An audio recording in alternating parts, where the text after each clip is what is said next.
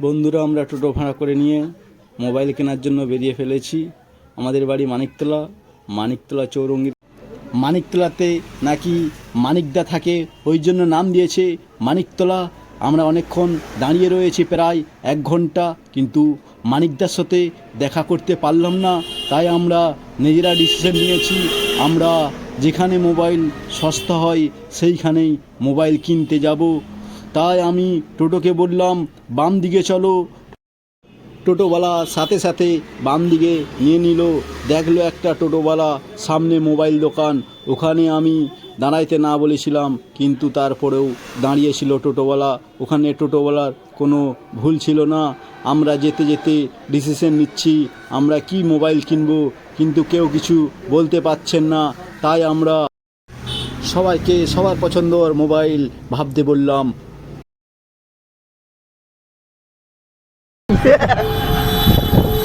বলো কিছু। আমরা কি এটা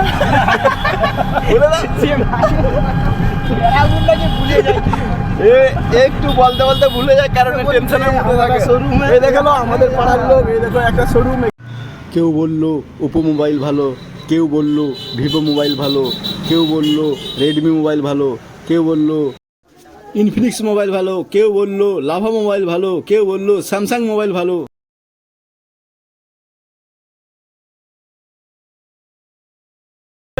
আমি লাইটটা জ্বালাই, ওর মুখটা ভালো করে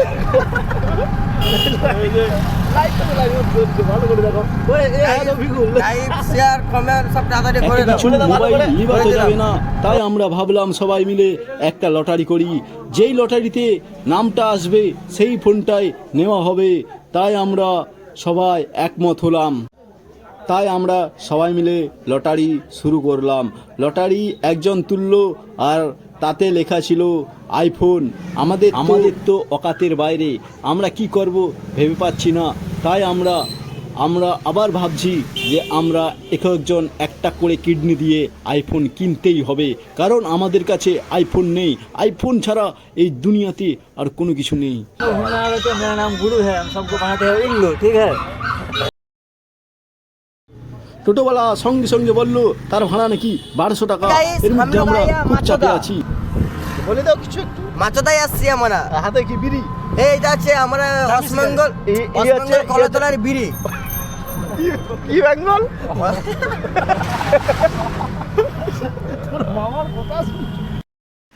তারপরে আমরা দেখতে দেখতে মেছেদায় পৌঁছে গেলাম। আর মেছেদায় আছে কৌশিক মোবাইল। কৌশিক মোবাইলের নাম অনেক শুনেছি, তাই আমরা তমলুক থেকে কৌশিক মোবাইলে যাওয়ার রওনায় সাকসেসফুল হলাম।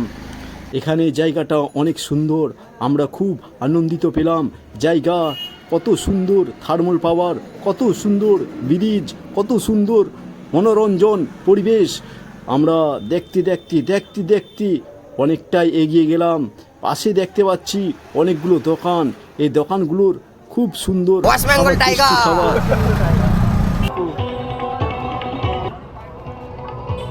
অনেক কষ্ট করে ভাই মেছেদায় মোবাইল কিনতে আসছি, অনেক খাটাখাটির পর গাঁড় ফেটে গেছে, এর মধ্যে টাকা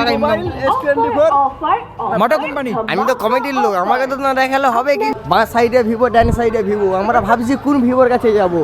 এই দেখো একটা ভিভো, এই একটা ভিভো, উপরে আছে ওপো। এইটাই চলুন। প্রায় 30 কিলোমিটার দূরে এসে মোবাইল শোরুমে পৌঁছালাম।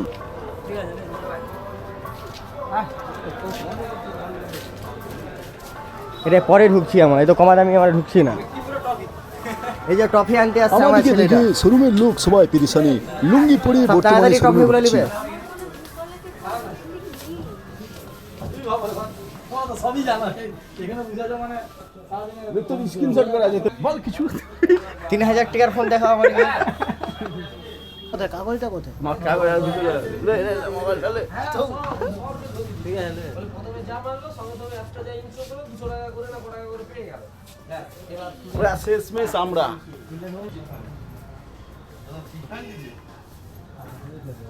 দাদা কিসের জন্য আসছো? এই তো আমার খড়াবাবু মোবাইল নেওয়ার জন্য আসছি। খরা নাকি মোবাইল কিনতে আছে, খরার পায় একদম ভালো, কিন্তু লুঙ্গি পরে আসছে একদম বলে ওকে। আমি ফাইনালি আমি আইফোনটা হাতে পেয়েছি। প্রথমে আমি হাতে আইফোন 16 নিয়ে দেখেছি, ক্যামেরাটা ওপেন করে দেখছি অনেক সুন্দর ক্যামেরা, মুখটা যেন অনেক ফর্সা লাগছে, আমার মুখের থেকে কিন্তু ক্যামেরায় অনেক পরিষ্কার লাগছে। এরপরে এই ফোনটা রেখে দিয়ে আমি আইফোন 16 প্রো ম্যাক্সের দিকে এগিয়ে যাই। 16 প্রো হাতে নেওয়ার সাথে সাথে আমার ফিলিংসটা যেন আলাদা। তখনই ওখানে ভাবতেছি আইফোনের দাম বেশি না আমার দুটো কিডনির দাম বেশি। দুটো কিডনি সমান আইফোন 16 প্রো। আমার তো দেখে খুব মনে আলাদা ফিলিংস।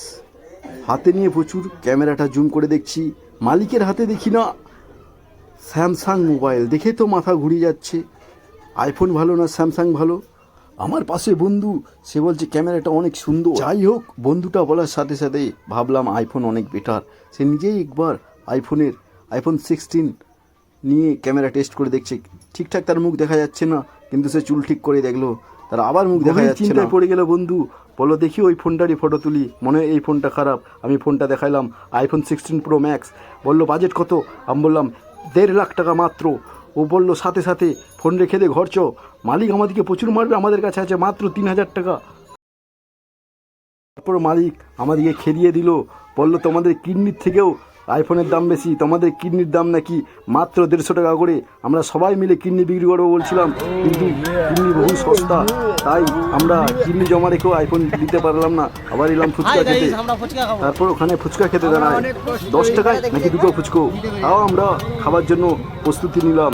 দেখলাম ফুচকাটা কেমন তৈরি করে, বেশ আলু মাখাচ্ছে, পেঁয়াজ মাখাচ্ছে, লঙ্কা মাখাচ্ছে। বন্ধু পাশ থেকে বলছে প্রচুর ঝাল দাও, সে দমকায় মাখিয়ে যাচ্ছে। দেখে মনে হয় ফুচকাটা অনেক ভালো হবে, কিন্তু খাবার পরে বোঝা যাবে। আমরা খাবার জন্য প্রচুর আগ্রহী আছি। লেবুর জলটা দেখাইলো, আলুটা মুলে, সাথে সাথে আমি ক্যামেরাটা ওখানে রাখলাম। আমার লাইনে ফুচকা এলো, ফুচকাটা দেখলাম তেমন একটা ভালো নয়, মুখটা কেমন হয়ে যাচ্ছে, টক জল তো আরও বেকার। খাবার পরে দেখলাম ফুচকা মানে বেশি খাওয়া যাবে না, আমি 10 টাকার খাবো। দেখতে দেখতে আমাকে বললো 20 টাকার খেয়ে নে।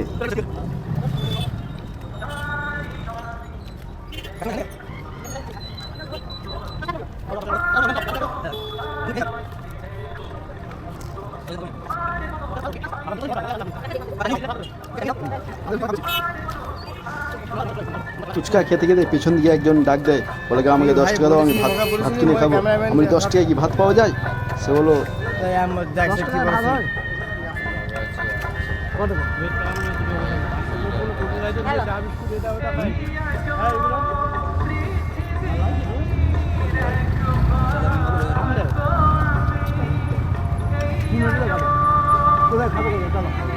চলো ভাত খাবে তো?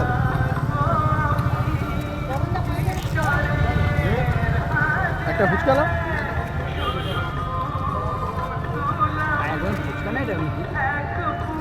তারপর ওকে নিয়ে ভাত খাওয়ার জন্য রওনা দেয়। ও বলে আমি বিরিয়ানি খাবো।